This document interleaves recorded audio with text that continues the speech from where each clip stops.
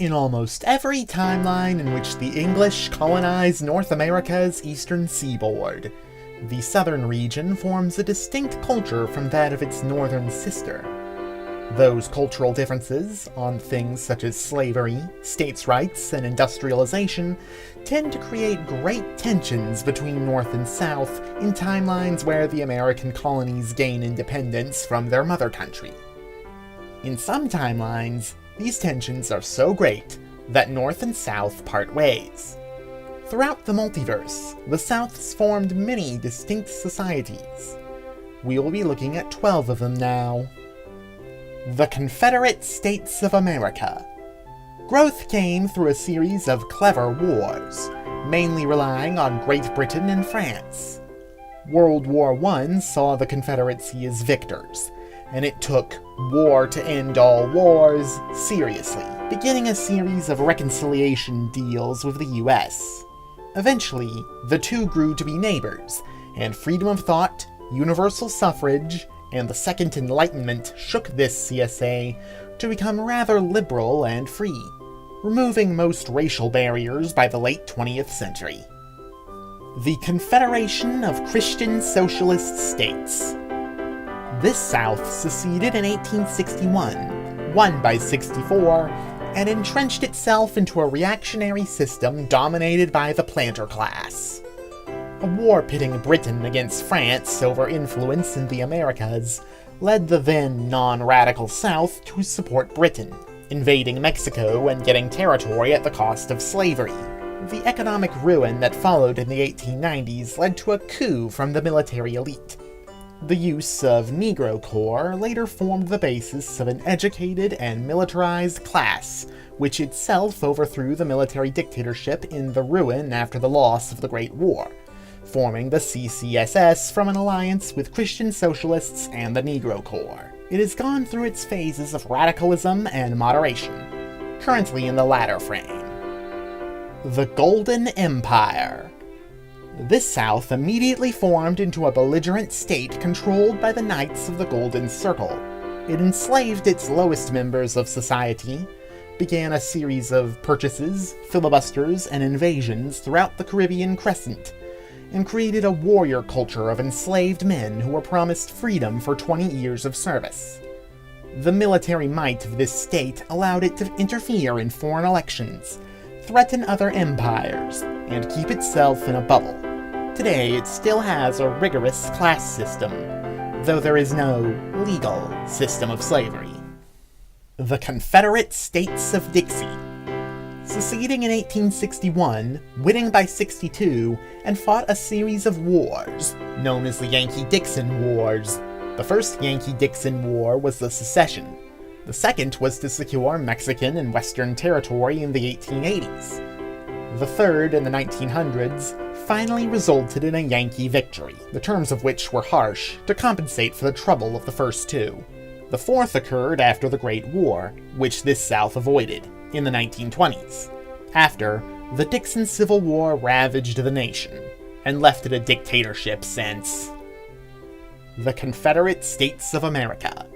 Winning the war by 62, this CSA completely locked itself out of anything that would harm business. Slavery was abandoned when it became profitable to do so, and the military was leased out to any power who would pay for it. Big business supplemented government in most states, and the lack of a centralizing federal government meant that big business became the force which united the CSA. This South supports its American brothers, and is currently doing well at rebuilding after the Second Depression of the 1990s. Confederate States of America. An early secession came after the Free States barred any entry of Texas into the Union. The war was quick, lasting within that year, and a clear victory for the independent South.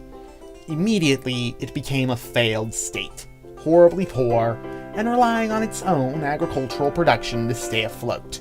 It avoided war, and simply remained a backwater farmer's country.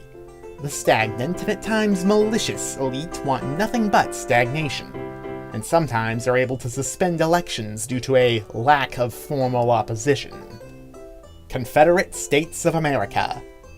This South's victory was reliant on its abandonment of slavery during the war. Remaining complacent with almost all of its territorial ambitions fulfilled, it bought Cuba, then realized expansion wasn't really its thing. This CSA then enacted a policy of relative goodwill, trying to create a white man's paradise, deporting those who did not fit the criteria to Cuba, then finally to wherever else. It has had good relations with the world, never engaging in warfare unless against tyranny, but is starting to look more and more like a relic. Empire of America. Seceded 1859, won by 60, and then they began to swallow up the Western Hemisphere. Imperial ambitions stretched it from sea to sea, and even reconquered the Union after a series of wars in the 1880s through 1905, which saw the Empire of America stretch from Ecuador to Maine. However, conflict with European powers soon stripped the empire of its legacy, as well as mismanagement, and the ineptitude of its ruling class led to the royal family escaping to Cuba, while the rest of the empire fell to shambles. It is an isolationist state, good for trade, bad for tourism. New Dixon Republic. The CSA seceded in 1861, won by 64, and began failing. Inability to reform, loss of allies through resolve against banning slavery, and misplaced aggression led this South to immediately begin to crumble. A democracy without suffrage, freedom, or organization led to chaos in government, and eventually bubbled into resentment from the non-aristocratic states, who convinced some soldiers to march on Richmond. The Confederate Civil War of the 1890s led to the dissolution of the old CSA, and the formation of the populist New Dixon Republic, which is adapted well. It focuses on the right of the individual and of property, and instills Christian values of non-discrimination as a basis for government.